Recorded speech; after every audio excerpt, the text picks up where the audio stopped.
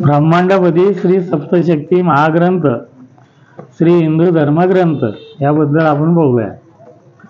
ब्रह्मांडामध्ये आपल्याला जो सूर्य हा ग्रह दिसत असतो, त्या सूर्य या ग्रहामध्ये श्री सूर्यदेव यांच्या शक्तीचा, तेजाचा चौथा भाग आहे व त्या चौथ्या भागामधून देखील अर्धा भाग म्हणजे श्री सूर्यदेव यांच्या शक्तीचा अर्धा भाग पूर्णपणे श्री शिवशंकर यांनी जाळून भस्म केला असल्यामुळे आता सूर्य या ग्रहामध्ये चौथ्या भागामधील शक्तीचा फक्त अर्धा भागच शक्ती शिल्लक राहिलेली आहे व त्या अर्ध्या भागाचे तेज आपल्याला दिसत आहे. म्हणजे सूर्याचं जे मूळ तेज होतं ते तेज शिवशंकरांनी काढून घेतलेलं आहे. शिवशंकरांनी आपल्या तिसऱ्या डोळ्यामध्ये सूर्याचं संपूर्ण तेज ठेवलेलं आहे आणि चौथा भाग त्यांना दिला आहे सूर्याला. त्या संपूर्ण तेजाचा चौथा भाग, त्यातला पण अर्धा भाग त्यांनी काढून घेतलेला आहे. म्हणजे चौथ्या भागातला अर्धा भागच आज आपल्याला सूर्याच्या पोटात दिसतोय. म्हणजे सूर्याच्या संपूर्ण तेजामधला फक्त थोडासा अंश आपल्याला दिसतोय, तरी आपल्याला एवढा त्रास होतो. तेव्हा श्री शिवशंकर यांनी आपल्या तोंडाने सूर्य गिळलेला होता व पृथ्वीच्या पोटामधील पाताळामधील नागांनी श्री शिवशंकर यांना चावा घेतलेला होता. त्यामुळे ते बेशुद्ध पडण्याच्या अवस्थेमध्ये असताना श्री शिवशंकर यांनी श्री शिवशंभो राजा रामेश्वरी या स्थानावर आपल्याकडील त्रिशूळ जमिनीमध्ये अतिशय जोरात खोलवर खुपसले होते. तेव्हा श्री शिवशंकर यांच्या त्रिशूळाने पृथ्वीच्या पोटाच्या आतमध्ये जाऊन श्री गंगा माता हा अवतार धारण केलेला आहे. म्हणजे जेव्हा श्री शिवशंकर यांना संपूर्ण सूर्य त्यांनी गिळलेला होता तेव्हा ते गडबडा लोळत होते. त्यांच्या अग्नीची शरीराची लाहीलाही होत होती. त्यावेळेस पाताळामधून जे मोठे मोठे नाग, अजस्त्र नाग बाहेर निघले होते, त्यांनी सूर्याला चावा घेतला होता, कडकडून चावा घेतला होता. म्हणजे ते संपूर्ण बेशुद्ध पडण्याच्या अवस्थेमध्ये होते. त्यावेळेस त्यांनी जमिनीमध्ये आपला खुलवर त्रिशूळ जोरात खुपसलेला आहे. मग त्या त्रिशूळाने पाताळात जाऊन गंगा माता हा अवतार घेतलेला आहे. त्यांनी जेव्हा जोरात त्रिशूळ खुपसलं तेव्हा त्या त्रिशूळाने पाताळामध्ये जाऊन गंगा माता म्हणजे पाणी जे आहे ना, तो अवतार घेतलेला आहे. श्री शिवशंकर यांनी आपले त्रिशूळ जोरात जमिनीमधून वर उचलून घेतले. जेव्हा वर उचलून घेतलं तेव्हा जमिनीमधून पृथ्वीच्या पोटामधून श्री गंगा माता यांचा पाण्याचा प्रचंड मोठा लोंढा, म्हणजे त्रिशूळाची 3 टोकं असतात. त्यांनी जेव्हा त्रिशूळ वर उचलला ना तेव्हा प्रचंड मोठा पाण्याचा लोंढा आकाशात उडाला. त्रिशूळाला जी 3 टोकं असतात तर 3 धारा याच्यावरती उडाल्या. 3 धाराचा असा प्रचंड मोठा लोंढा जमिनीच्या वर उडाला होता, वर आकाशात उडाला व श्री शिवशंकर यांच्या डोक्यावर श्री गंगा माता यांच्या पाण्याच्या 3 धारा, त्या 3 धारा त्यांच्या डोक्यावर श्री शिवशंकर यांच्या डोक्यावर पडत राहिल्या होत्या. श्री शिवशंकर यांचे संपूर्ण शरीर पाण्याने पूर्णपणे ओले चिंब भिजले होते. म्हणजे गंगा माता जी उडाली वर आकाशात 3 धारा, 3 टोकं ते शिवशंकरांच्या डोक्यावर पडलं. म्हणजे थोडक्यात त्यांचा अभिषेक करत होते ते. तर 3 धारा ज्या पडलत होत्या त्या संपूर्ण शरीर त्यांचं भिजलं त्यावेळेस, पूर्णपणे ओलचिम शरीर झालं होतं. श्री शिवशंकर यांनी श्री गंगा माता यांना आपल्या हाताने उचलून अर्धी गंगा आपल्या डोक्यावरील शेंडीच्या आतमध्ये ठेवलेली आहे. अख्खी गंगा उचलली त्यांनी आणि त्यांच्या डोक्याची जी शेंडी, शेंडीच्या जागेवर अख्खी गंगा त्यांनी बसवली. व अर्धी गंगा माता ब्रह्मांडामधील पृथ्वीवरील संपूर्ण जीवसृष्टी म्हणजे पशु पक्षी प्राणी मानव व वनस्पती यांच्यासाठी त्यांना पिण्यासाठी पाण्याचा उपयोग व्हावा म्हणून अर्धी श्री गंगा माता पृथ्वीवरील संपूर्ण निसर्ग जीवसृष्टी जिवंत राहावी म्हणून ठेवलेली आहे. म्हणजे अर्धी गंगा त्यांनी ठेवली डोक्यावर आणि अर्धी गंगा जीवसृष्टीसाठी पृथ्वीवर सोडली. पशु पक्षी प्राणी मानव वनस्पती यांच्यासाठी सोडली त्यांनी. श्री शिवशंकर यांनी अर्धी गंगा माता आपल्या डोक्यावर ठेवल्यामुळे त्यांना थोडे बरे वाटत होते, परंतु पूर्णपणे शांत काही वाटत नव्हतं. त्यांनी अर्धी गंगा डोक्यावर ठेवली पण त्यांना काही पूर्ण बरं वाटत नव्हतं.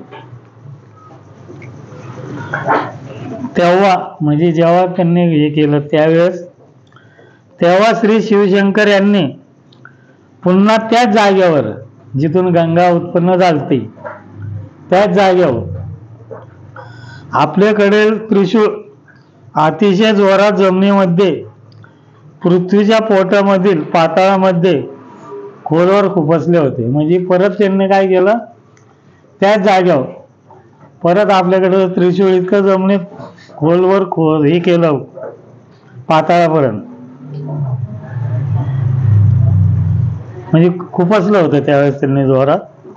श्री शिवशंकर यांचे त्रिशूळ यांनी पृथ्वीच्या पोटामधील पाताळ येथे जाऊन नागांचे जे राज्य आहे, पाताळ नागांचं राज्य आहे पृथ्वीच्या आतमध्ये, तेथील सर्व नागांच्या बरोबर घनघोर युद्ध केले व त्या नागांचा पूर्णपणे पराभव करून त्रिशूळाने तेथील सर्व विषारी नागांचे सर्व विष काढून ते सर्व विष एकत्रित गोळा केले. म्हणजे पाताळात जाऊन नागांशी युद्ध केलं आणि त्या नागांचं जेवढं विष होतं प्रत्येकाच्या नागाचं विष काढून घेतलं आणि ते गोळा केलं संपूर्ण विष. व त्रिशूळ यांनी ते सर्व विष घेऊन बेलाच्या पानाचे झाडाची निर्मिती करून ते बेलाचे पानाचे झाड घेऊन श्री शिवशंभो राजा रामेश्वरी या स्थानावर जमिनीमधून वर आले आहेत. म्हणजे ते सगळं विष एकत्रित गोळा केलं आणि त्या विषापासून बेलाच्या पानाची झाडाची निर्मिती केली पातळात आणि ते झाड जमिनीच्या वर त्याच जागेवरती घेऊन आले जिथून गंगा आलती त्याच ठिकाणाहून बेलाचं पानाचं झाड वरती आलं. मग त्या बेलाच्या पानाच्या झाडामध्ये संपूर्ण नागाचं विष असतं. श्री शिवशंकर यांनी बराच काळपर्यंत त्या बेलाच्या झाडांची पाने तोडून आपल्या डोक्यावर ठेवलेले असताना त्यांना अतिशय शांत थंड वाटू लागलं होतं.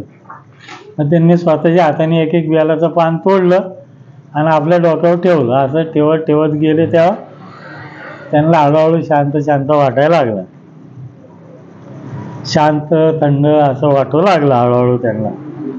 कारण बेलाच्या झाडामध्ये व त्या झाडांच्या पानामध्ये पाताळामधील सर्व विषारी नागांचे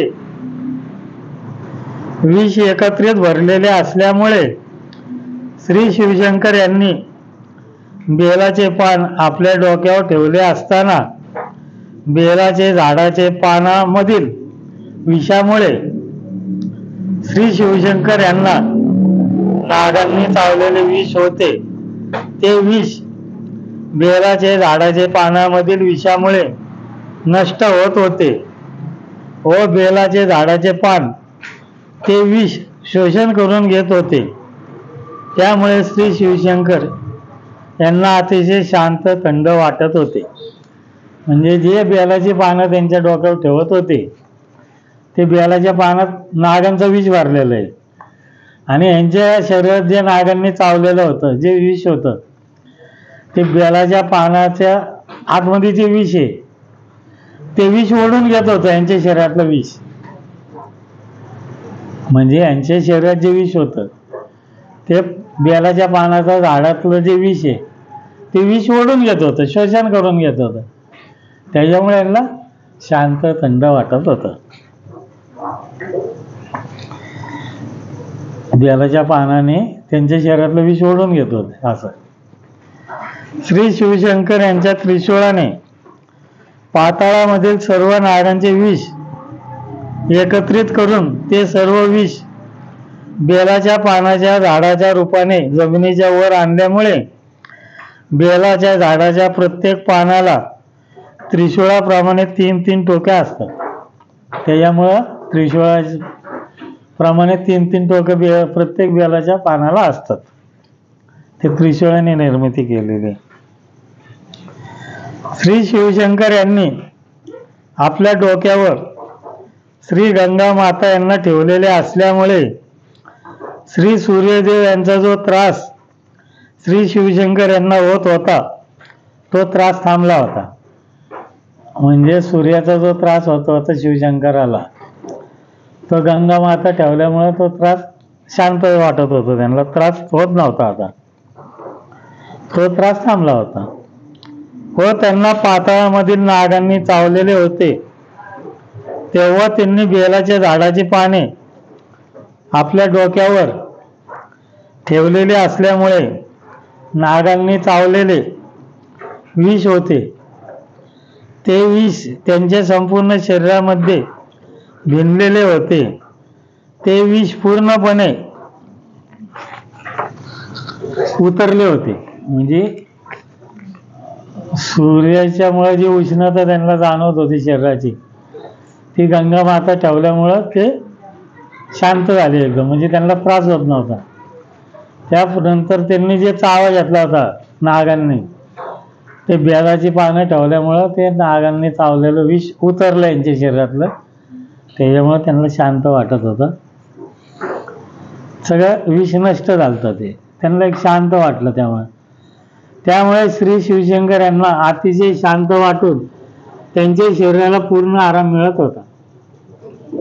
बराच काळ गेल्यानंतर श्री शिवशंकर यांनी बेलाच्या पानाच्या झाडांना प्रसन्न होऊन कृपा आशीर्वाद दिला आहे व त्यांना सांगितले की पृथ्वीवरील या संपूर्ण जीवसृष्टीमधील कोणासही मानवास तसेच पशु पक्षी प्राणी या सर्वांना तुमच्या झाडांचा व पानांच्या मधील विषामुळे काही त्रास होणार नाही. तुमच्या झाडामधील विषाचा वाईट परिणाम होणार नाही असा कृपा आशीर्वाद प्रसन्न होऊन दिलेला आहे.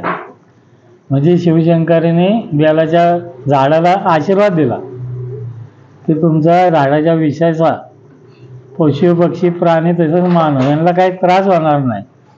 ते जे झाडामध्ये विष आहे त्याचा त्रास होणार नाही असा एक वर दिला त्या झाडाला.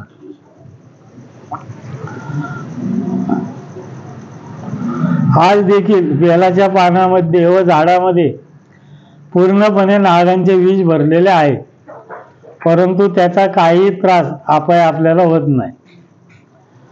श्री शिवशंकर व श्रीनाथ मस्कोवानाथ महाराज यांनी तेव्हा सांगितले आहे की कोणीही मानवाने शास्त्रज्ञाने संशोधन केले असता त्यांना बेलाच्या झाडामध्ये व पानामध्ये नागांचे विष सापडत. म्हणजे तुम्ही जरी त्याच्यावर हे केलं संशोधन केलं किंवा कुठल्या शास्त्रज्ञाने जरी केलं तरी त्यांना बेलाच्या झाडामध्ये त्याच्या पानामध्ये विष सापडत नागांचं. पण माणसाला त्रास होत नाही त्याला.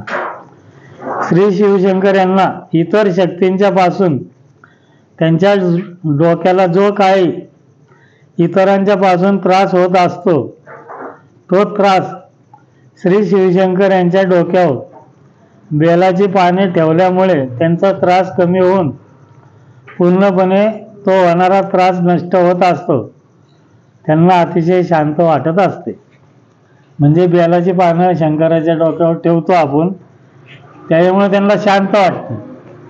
दिवसभर माणसं त्यांना त्रास देतात, अडचणी सांगतात आपल्या काय असेल ते, त्यांना जो त्रास होतो, संताप होतो डोक्याला, ते आपण बेलाची पानं त्यांच्या डोक्यावर ठेवल्यामुळं त्यांचा सगळं त्रास ते बेलाची पानं ओढून घेतात, त्यांना शांत वाटतं, ते फ्रेश होतात. आला का लक्षात? म्हणजे बेलाच्या पानाचा शंकराला अभिषेक करण्याची तेव्हापासून प्रथाच चालू झालेली नाही का. श्रावण महिन्यात आपण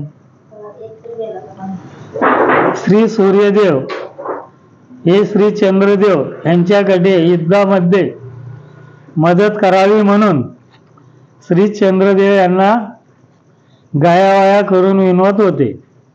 म्हणजे सूर्यदेव हे चंद्राला युद्धामध्ये आपल्याला मदत करावी म्हणून गायावाया करत होते, मदतीची याचना करीत होते. तेव्हा श्री शिवशंकर यांच्या बरोबर श्री सूर्यदेव यांच्या बाजूने श्री चंद्रदेव हे युद्ध करण्यास, त्यांना मदत करण्यास तयार झाले होते. म्हणजे आता शिवशंकराचं थांबले तिथं. आता आपलं 5/7/1995 बुधवार या दिवशीची माहिती आपण घेतोय. म्हणजे सूर्यदेव यांनी चंद्रदेव यांना गायावाया करून आपल्या बरोबर युद्धासाठी बोलवलं. तेव्हा शिवशंकर यांच्याबरोबर सूर्यदेव यांच्या बाजूने चंद्रदेव युद्ध करण्यासाठी आले मानव रूपात. श्री शिवशंभो राजा रामेश्वरी या स्थानावर श्री चंद्रदेव हे श्री सूर्यदेव यांना मदत करण्यासाठी धावून आलेले असताना श्री सूर्यदेव यांना अतिशय आनंद झालेला होता. परंतु श्री चंद्रदेव यांनी श्री सूर्यदेव यांना असे म्हणाले की मी युद्धामध्ये तुमच्या बाजूने श्री शिवशंकर यांच्या बरोबर युद्ध करण्यास तयार आहे, परंतु आपण हे युद्ध जिंकलो अथवा या युद्धामध्ये आपला पूर्ण पराभव झाला तरी देखील तुम्हाला माझ्या काही अटी नियम आहेत ते पाळावे लागतील. मी सांगितलेल्या अटी जर तुम्ही पाळण्यास तयार असाल तरच मी तुम्हाला युद्धामध्ये मदत करेन.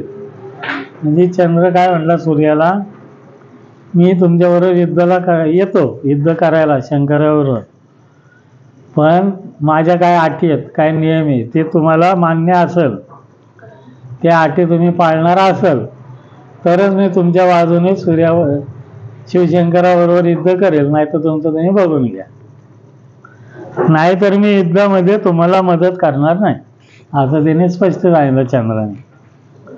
असे श्री चंद्रदेव हे श्री सूर्यदेव यांना स्पष्ट म्हणाले. त्यानंतर श्री सूर्यदेव हे श्री चंद्रदेव यांना म्हणाले, तुम्ही मला काही अटी सांगा, मी पूर्णपणे तुमच्या अटी पाळण्यास तयार आहे. सूर्य काय म्हटला चंद्राला, तुम्ही काय पण अटी घाला मला, मी त्या अटी मान्य करतो, मी त्या अटी पाळण्यास तयार आहे, असं सूर्य म्हणाला शंकराला, त्याला चंद्राला. परंतु मला श्री शिवशंकर यांच्यापासून वाचवा, असे सांगून श्री सूर्यदेव हे श्री चंद्रदेव यांना पुन्हा पुन्हा विनवू लागले. तेव्हा श्री चंद्रदेव यांनी श्री शिवशंभो राजा रामेश्वरी या स्थानावर श्री सूर्यदेव यांना काही अटी घातल्या आहेत. तेव्हा श्री सूर्याने चंद्राला काही अटी घातलेल्या आहेत ती, पण मला सूर्यापासून आपलं शिवशंकरापासून वाचवा, असा सूर्यदेव चंद्राला विनंती करत होता. श्री चंद्रदेव श्री सूर्यदेव यांना म्हणाले, आपण हे युद्ध जिंकल्यानंतर तुम्ही कायम पूर्णपणे माझ्या आधिपत्याखाली राहावे लागेल. म्हणजे सूर्याला काय म्हटलं, चंद्र आपण हे युद्ध जिंकलं नाही तर हारलो तरी तुम्हाला कायमचं माझ्या आधिपत्याखाली राहायला लागेल. मी सांगेल तेच तुम्हाला ऐकायला लागेल. मी सांगेन त्याप्रमाणे तुम्हाला कायम वागावे लागेल. तुमचे संपूर्ण तेज शक्ती आहे ती संपूर्णपणे मला दिली पाहिजे. आणि सूर्याला काय म्हटलं, तुमची जी शक्ती आहे तेज ते सगळं तुम्ही मला दिलं पाहिजे असं चंद्र त्याला म्हटलं. मी तुमचा सद्गुरू होणार, तुम्हाला माझे शिष्य व्हावे लागेल. चंद्र काय म्हटला सूर्याला, मी तुमचा सद्गुरू होणार, मी तुम्हाला अनुग्रह देईल, तुम्ही माझे शिष्य व्हायला तयार पाहिजे. माझा जो रथ आहे म्हणजे चंद्राचा जो रथ आहे त्या रथाचे घोडे म्हणजे अश्व म्हणून कायमचे तुम्हाला राहावं लागेल. म्हणजे चंद्राचा जो रथ आहे त्या रथाचे घोडे बनून सूर्याला राहावं लागेल. म्हणजे चंद्राच्या रथाचे घोडे. आपण हे युद्ध जिंकल्यानंतर श्री शिवशंकर यांच्याकडे तुमचे जे काही संपूर्ण तेज शक्ती आहे ते संपूर्ण शक्ती तेज कायमचे मला दिले पाहिजे. म्हणजे शिवशंकराकडे जे तुमचं संपूर्ण तेज आहे शक्ती आहे ती सगळी मला दिली पाहिजे आपण युद्ध जिंकल्यावर. अशा प्रकारे श्री चंद्रदेव यांनी श्री सूर्यदेव यांना अटी घालून त्यांना सांगितले, आपण हे युद्ध जिंकलो किंवा हारलो तरी तुम्ही या अटी पाळाव्यास तयार असताल तरच मला तसे वचन द्या. असे श्री चंद्रदेव हे श्री सूर्यदेव यांना म्हणाल्यानंतर श्री सूर्यदेव यांनी तसे वचन दिल्यानंतरच श्री चंद्रदेव हे श्री सूर्यदेव यांच्या बाजूने श्री शिवशंकर यांच्याबरोबर युद्ध करण्यास तयार झाले. म्हणजे त्यांनी जे काय अटी घातल्या 4-5 त्या अटी मानव रूपात सूर्यदेवांनी जेव्हा मान्य केल्या तेव्हा श्री चंद्रदेव हे सूर्याच्या बाजूने सूर्याच्या बरोबर शिवशंकराबरोबर युद्ध करायला तयार झाले. त्या युद्धात हारू नाही तर जिंकू, माझ्या अटी तुम्हाला मान्य पाहिजेत असं. श्री चंद्रदेव या श्री शिवशंभो राजा रामेश्वरी या स्थानावर श्री सूर्यदेव यांनी सर्व अटी मान्य केल्यानंतर लगेचच श्री सूर्यदेव यांनी घोड्यांचा अश्व हा अवतार धारण केलेला आहे. तेव्हा सूर्याने घोड्यांचा अवतार धारण केला. श्री सूर्यदेव यांनी घोड्याचा अवतार घेतला असल्यामुळे घोडा हा कधीही जमिनीवर खाली बसत नाही. तेव्हापासून घोडा कधीच जमिनीवर खाली बसत नाही, कारण तो सूर्य आहे, तो कायम आकाशात उभाच असतो, खाली बसत नाही. तो रात्र व दिवस जमिनीवर उभाच राहत असतो. कोण? घोडा. तो चंद्राच्या रथाचा घोडा झालेला असल्यामुळे तो कधी रात्रीचा किंवा दिवसाचा जमिनीवर बसत नाही, कायम उभाच राहतो. श्री शिवशंभो राजा रामेश्वरी या स्थानावर श्री शिवशंकर यांच्या अंगावर श्री सूर्यदेव व श्री चंद्रदेव हे पुन्हा युद्ध करण्यासाठी धावून गेले. म्हणजे श्री सूर्यदेव आणि श्री चंद्रदेव हे पुन्हा मानव रूपात सूर्याच्या अंगावर धावून गेले युद्ध करण्यासाठी. श्री शिवशंकर यांनी पुन्हा आपल्या दिव्य शक्ती तेज वाढविण्यास सुरुवात केली. आपल्या डोळ्यातलं तेज वाढवायला सुरुवात केली. श्री सूर्यदेव हे श्री चंद्रदेव यांच्या पाठीमागे वेळोवेळी लपून बसत होते. सूर्य काय करत होता? चंद्राच्या पाठीमागं लपत होता. सूर्याचं जे तेज होतं, म्हणजे शिवशंकर जे सूर्याचं तेज आपल्या डोळ्यातून सोडत होते, त्यावेळेस चंद्रदेव काय करत होता? मानवरूपा सूर्यदेव चंद्राच्या पाठीमागे लपत होता. कारण श्री सूर्यदेव यांची शिल्लक असलेली अर्धी शक्ती देखील जळत चाललेली होती. श्री सूर्यदेव यांना होणाऱ्या वेदना असह्य होत होत्या. त्यामुळे श्री सूर्यदेव हे श्री चंद्रदेव यांच्या पाठीमागे लपून बसत होते. तेव्हा श्री चंद्रदेव यांनी आपले दिव्य तेज वाढवून श्री शिवशंभो राजा रामेश्वरी या स्थानावर सर्वत्र अतिशय थंड वातावरण निर्माण करून सर्वत्र प्रचंड प्रमाणात गारवा निर्माण केला होता. त्यावेळेस शिवशंकर चंद्राच्या पाठीमागे लपून बसत होता. त्यावेळेस चंद्राने काय केलं? इतका संपूर्ण गारवा पसरवला त्या चंद्राच्या सूर्याच्या तेजामुळे, नाही का, शांत करण्यासाठी संपूर्ण शिवशंभो राजा रामेश्वरी या स्थानावर संपूर्ण वातावरणामध्ये गारवा निर्माण केला. कोणी? चंद्राने.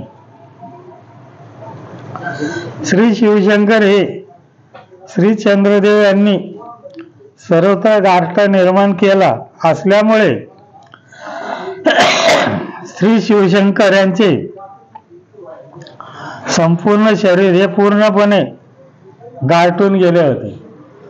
त्या चंद्राच्या गारठ्यामुळं श्री शिवशंकर यांचं संपूर्ण शरीर त्या गारठ्याने गारठून गेलं होतं. संपूर्ण शरीर गारठलं. त्यांच्या संपूर्ण शरीरामधून त्राण निघून गेले. कोणाचं? शिवशंकराचं. व श्री शिवशंकर हे पूर्णपणे बेशुद्ध होऊन जमिनीवर खाली आडवे पडले. पाणी गेले ना, एक मिनिट. त्या गारठ्यामुळं शिवशंकरांच्या शरीरातला त्राण संपूर्ण निघून गेलता आणि ते जमिनीवर बेशुद्ध होऊन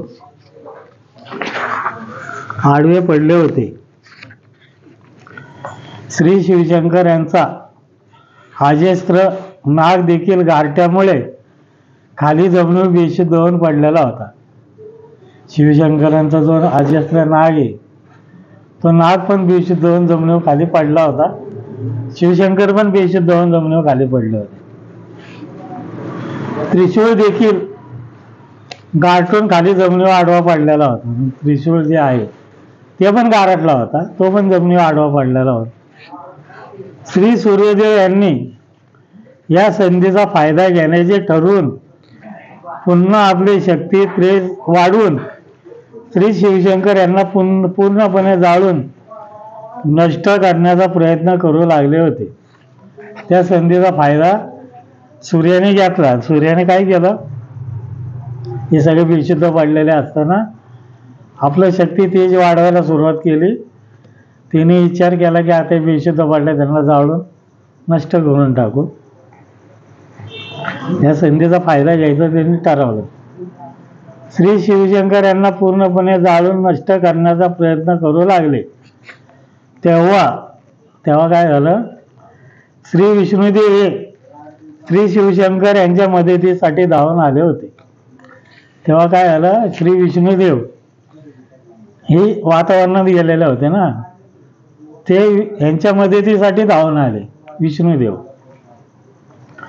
श्री शिवशंभो राजा रामेश्वरी या स्थानावर श्री शिवशंकर हे पूर्णपणे बेशुद्ध होऊन पडलेले असताना श्री विष्णुदेव यांनी आपल्या स्वयंभू कमंडलू मधील पाणी आपल्या हातामध्ये घेऊन ते पाणी आपल्या हाताने मनामध्ये आपले सद्गुरू श्री शिवशंकर यांचे नामस्मरण करीत ते पाणी आपल्या हाताने श्री शिवशंकर यांच्या संपूर्ण शरीरावर शिंपडले असताना श्री शिवशंकर हे जमिनीवरून एकदम ताडकन उठून बसले होते.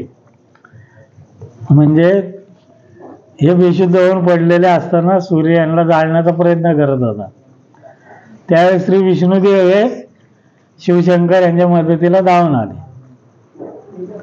विष्णूने काय केलं, आपल्या जवळ जे कमंडलू होतं त्या कमंडलूमधलं पाणी काढून आपले सद्गुरू कोण आहेत, शिवशंकर यांचं नामस्मरण करीत यांच्या अंगावर ते पाणी शिंपडलं. तेव्हा काय झालं, श्री शिवशंकर हे एकदम ताडकन जमिनीवरून उठून उभे राहिले. एकदम ताडकन उठून बसले ते जमिनीवरून, नाही का आडवे पडलेले होते. त्यानंतर श्री विष्णुदेव यांनी नाग व त्रिशूळ यांच्या शरीरावर देखील आपले सद्गुरू यांचे नामस्मरण करीत आपल्या हाताने पाणी शिंपडले असताना श्री शिवशंकर यांचा नाग व त्रिशूळ हे देखील ताडकन उठून बसले.